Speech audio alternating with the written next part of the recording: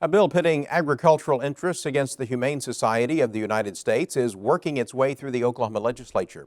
Right to farm legislation is designed to prohibit certain regulations on production techniques used by Oklahoma farmers and ranchers. I spoke with State Impact Oklahoma reporter Logan Layden about the bill and why it's generating controversy.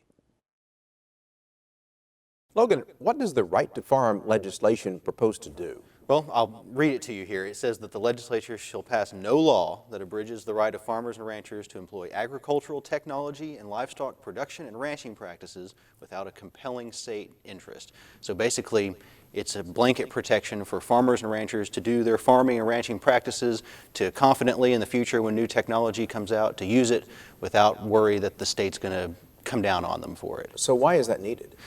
It's really, the battle here is between the Humane Society of the U.S., who's pushing for laws. There are already some on the books in Oregon and California having to do with spacing of chickens that lay eggs and, animal rights, basically.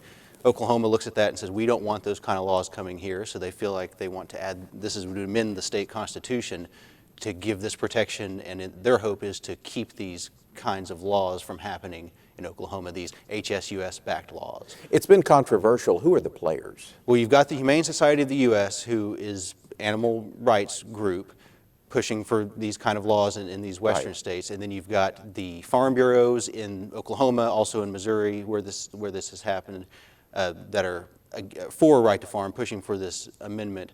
But in Oklahoma, it also has a lot to do with our Attorney General, Scott Pruitt, who is investigating HSUS for some of their fundraising practices, and the HSUS is suing him back, saying that he's harassing them.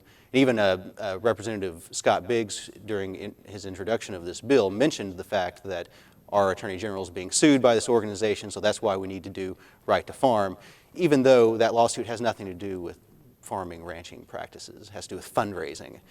And this is about putting it in the Constitution. That's right, and this would be on the ballot not until 2016, so it'd be a ways out. First, it has to get through the legislative process, and then it wouldn't be on the ballot until 2016. And it remains to be seen whether this will be a huge fight in Oklahoma. This has happened in North Dakota, where it just breezed through. The people voted for it. It was very one-sided.